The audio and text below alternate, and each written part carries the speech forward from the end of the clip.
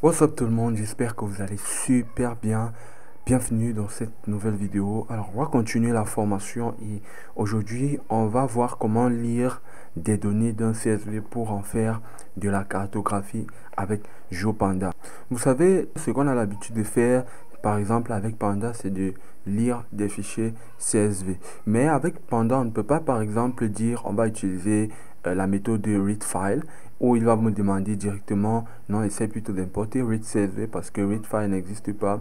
Et aussi, bizarrement, si on passe un readCSV à GeoPanda, il ne reconnaîtra pas parce qu'il connaît juste readFile qui permet de lire des données sous forme de fichiers qu'il va considérer comme des fichiers géométriques.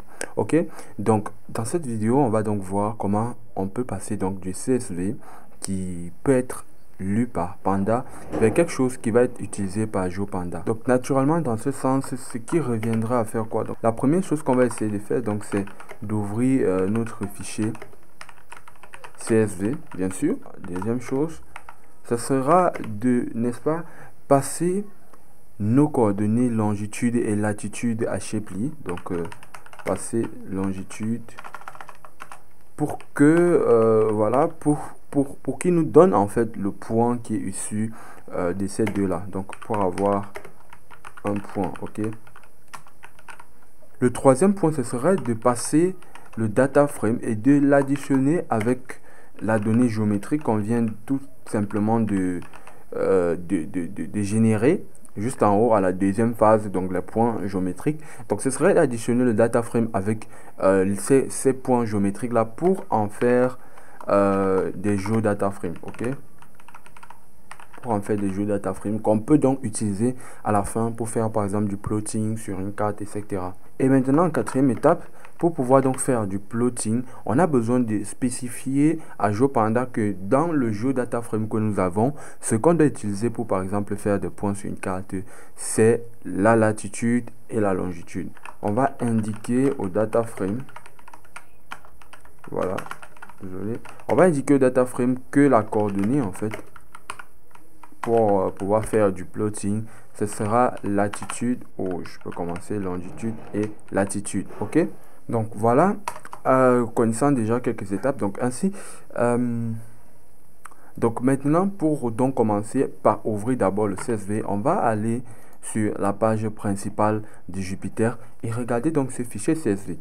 Donc le nom de ce fichier CSV le voici, donc je le mettrai naturellement dans le GitHub pour que vous puissiez avoir accès. Donc Power Plant Database Canada.csv.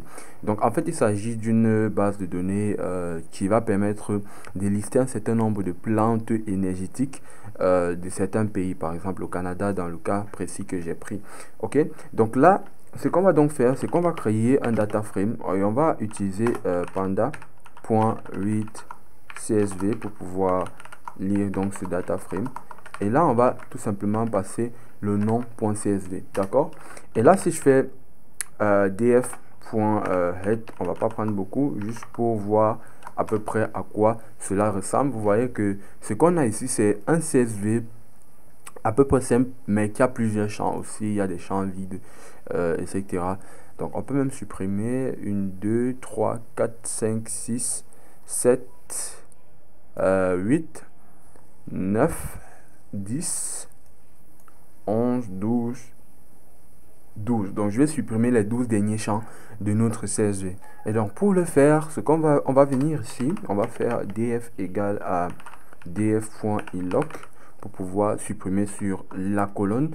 Ainsi, on va donc passer ça.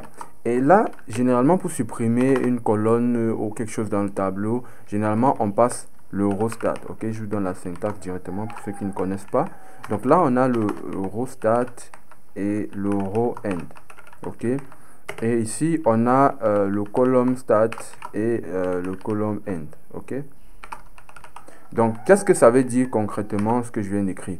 Ça veut dire que si vous voulez supprimer des choses, en réalité, vous devez indiquer pour quelle ligne, le début, disons que je veux supprimer par exemple les 3 dernières colonnes des 5 premières lignes ou quelque chose du genre. Donc, je vais indiquer première ligne à peut-être quatrième ligne, quelque chose comme ça.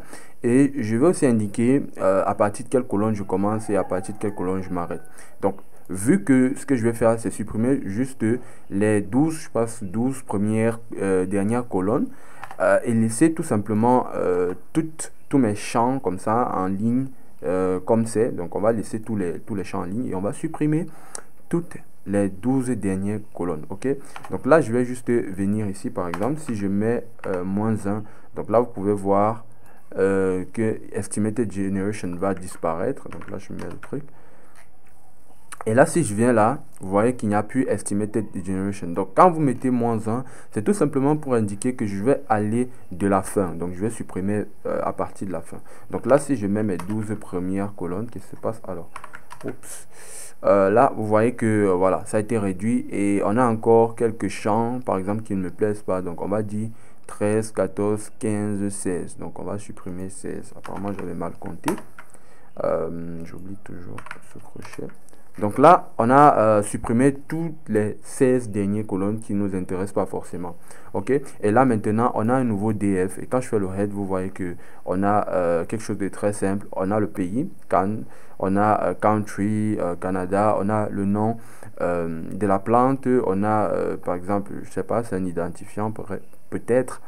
On a la capacité en mégawatts que la plante pourra fournir, on a la latitude, la longitude et quel type d'énergie en fait. Et voilà en fait ce qui nous intéresse, latitude et longitude. À partir de ce moment, ce que je vais vous montrer, c'est que si on utilise le point qui est un espace qu'on a importé de Shapely, rappelez-vous, et que là je passe par exemple le longitude et latitude, puisque c'est ça que point attend, je peux passer par exemple -78 et 41. Et si j'essaie de faire entrer, voilà, vous voyez qu'on a un point. Ok, donc ça veut dire que la fonction point nous permet de créer un point à partir d'une longitude et d'une latitude, donc, et faire donc cette représentation. Et bien sûr, vous pouvez changer, hein, vous pouvez mettre ce que vous voulez, il va créer un point. Donc là, si je mets par exemple que 41 comme j'étais là tout à l'heure, et ce que vous pouvez constater en fait avec ça, c'est que si je fais plutôt ça, et que je décide plutôt de passer une liste de longitude, latitude, donc une liste de coordonnées, ça affiche la même chose. Je ne veux pas que vous vous inquiétez par rapport à ça parce que vous voyez déjà que si on met directement comme ça, on a la possibilité d'indiquer la liste probablement pour faire plusieurs points plus tard. Donc ça, c'est déjà le premier constat qu'on peut faire. Ce qui nous intéresse donc, c'est longitude et latitude.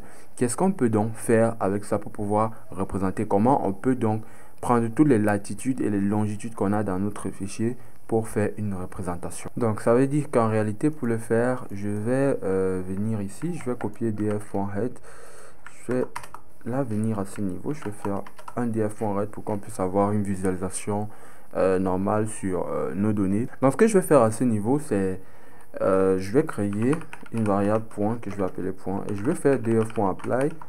df.apply, en fait, c'est une méthode qui permet d'appliquer une certaine fonction sur le data frame qu'on a. Et là, on va créer par exemple une fonction spéciale lambda et on va recevoir row. Row, c'est chaque ligne, à chaque fois qu'il va faire une boucle for sur notre data frame. Donc, vous imaginez, il va faire 0, 1, 2, 3, 4. Il va passer ligne par ligne et récupérer chaque ligne. Et avec ces lignes, on peut donc créer nos points et passer donc longitude. Voilà, longitude, je suis bien écrit. Et là, on va aussi passer latitude. D'accord? Lorsqu'on a ça, on peut donc afficher nos points. Voilà, on a une erreur serif. Ok. Donc, vu qu'on a cette erreur, et je pense que vous aurez cette erreur si vous exécutez ça comme ça. Pourquoi on a cette erreur? Parce que on a besoin d'indiquer quelque chose qui est axis égal à 1. Vous savez, lorsque on parcourt ça, c'est que le parcours normalement va se faire en fonction des colonnes, ok, et la colonne est considérée comme l'axe 0. Donc si on veut faire un parcours ligne par ligne, on est obligé de spécifier l'axe égal à 1 à ce niveau. Et là maintenant, si j'exécute, alors là j'avais oublié n. Donc là, si j'exécute, vous voyez, on a donc on a différentes données et on a, vous pouvez voir pour toutes les lignes jusqu'à 1153 lignes, on a donc les différents points qui ont été créés. Donc dans cet exemple spécifique, on a longitude en premier paramètre et latitude en deuxième paramètre. Dans certains cas, vous avez latitude en premier et longitude en second, mais dans ce cas spécifique, Pour que ça donne normalement, pour qu'on puisse avoir ces points, il faut mettre longitude et latitude en second paramètre. Maintenant, lorsqu'on a ça, comme ceci, on va se dire, ok, qu'est-ce qui serait intéressant maintenant? C'est de créer un GeoDataFrame, ok? Que je peux appeler par exemple GeoDF. On va donc créer ce data frame en prenant GPD qu'on a importé de GeoPanda et on va faire gpd.geoDataFrame. Ok, et là on va passer tout simplement notre data frame et si je fais GDF, vous voyez, on a donc notre nouveau GeoDataFrame. Maintenant, on a un GeoDataFrame qui n'a pas vraiment une colonne spécifique ou bien qui n'a pas de données géométriques. Pour ajouter donc cette colonne géométrique, pour ajouter donc de la géométrie à notre GeoDataFrame, actuellement, on va venir ici, on va faire géométrie égale à point qu'on a créé tout à l'heure. Ok, donc on va mettre là point. Et si on fait CTRL entrée, vous voyez, on a actuellement de la donnée géométrique. Donc, on a un GDF, on a un GeoDataFrame qui est à peu près complet maintenant. On peut l'utiliser pour faire quelque chose de spécial. Je vais donc nommer ceci PowerPlant. Et là, je vais faire PowerPlant.head. On a donc quelque chose de spécial, on a donc notre PowerPlan. Et maintenant, à ce moment précis, GeoPanda ne sait pas vraiment ce que c'est que la coordonnée. Donc, on a ajouté un autre champ, mais c'est considéré comme un champ normal, un champ comme les autres. Donc, il faut pouvoir maintenant indiquer à GeoPanda ou spécifier que dans le GeoDataFrame, ce champ-ci représente en fait la coordonnée longitude et latitude. Et pour pouvoir le faire, on va venir à ce niveau, on va faire PowerPlant.crs et on va mettre ça égal à un dictionnaire et dans ce dictionnaire, on va mettre init 2 points et là on va mettre EPSG 4326. Alors, ce que je viens d'écrire juste là, EPSG 4326, c'est vrai qu'on n'a pas encore vu des concepts de géocoding, de projection, etc. Mais sachez que jusqu'à présent, ça ne va rien changer à l'affichage. D'ailleurs, si je fais un print, vous voyez, on a toujours le même print. Donc, c'est juste quelque chose de spécial pour indiquer, pour spécifier en fait qu'on a une colonne de longitude, latitude. Donc, ce que vous voyez là, c'est un code spécial pour indiquer latitude, longitude. Donc vous inquiétez pas vraiment pour ça. Je crois que dans dans ce qu'on va voir, je crois que dans ce qu'on va voir prochainement, vous pourrez comprendre à quoi sérieusement cela fait référence. Mais déjà vous devez comprendre que lorsqu'on utilise ce code EPSG 4326, c'est pour dire géométrie, donc la longitude et latitude. Lorsqu'on a ça, on peut donc par exemple, comme vous avez vu ici, on peut donc tout simplement faire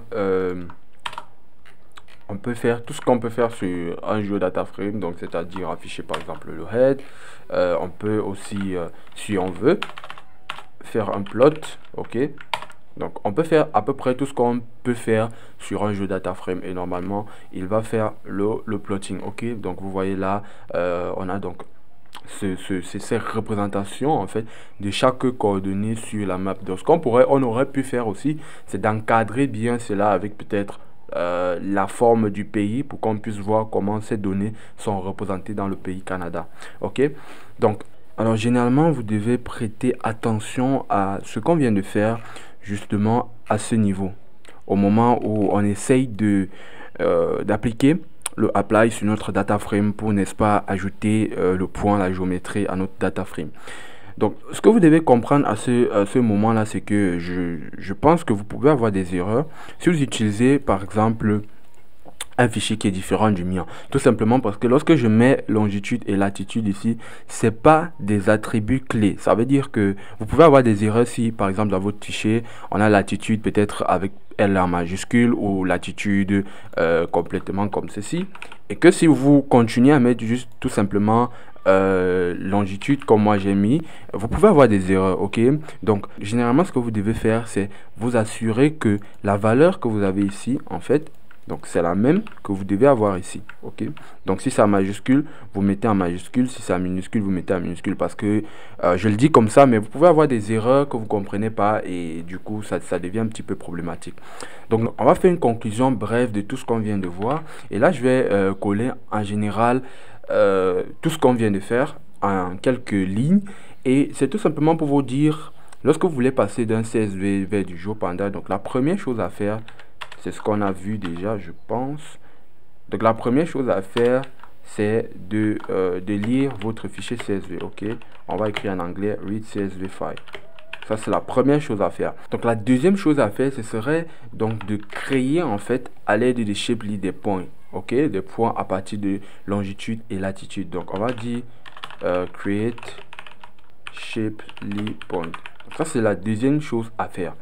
La troisième chose à faire ensuite, c'est de pouvoir créer donc un GeoData frame à partir du data frame qu'on a eu précédemment. Donc ça, c'est la troisième chose à faire, create et GeoData frame. Donc ça, c'est la troisième chose à faire. Donc ensuite, quatrième chose à faire, il faut pouvoir spécifier à notre GeoData frame qu'est-ce qui est latitude, qu'est-ce qui est longitude. En fait, qu'est-ce qu'on utilise dans ce système? Est-ce qu'on utilise le système longitude-latitude? Si oui, avoir donc ce CRS qu'on a vu précédemment et ce code spécial pour indiquer qu'on utilise latitude-longitude. On va mettre confirm de GeoData frame that we are using latitude longitude.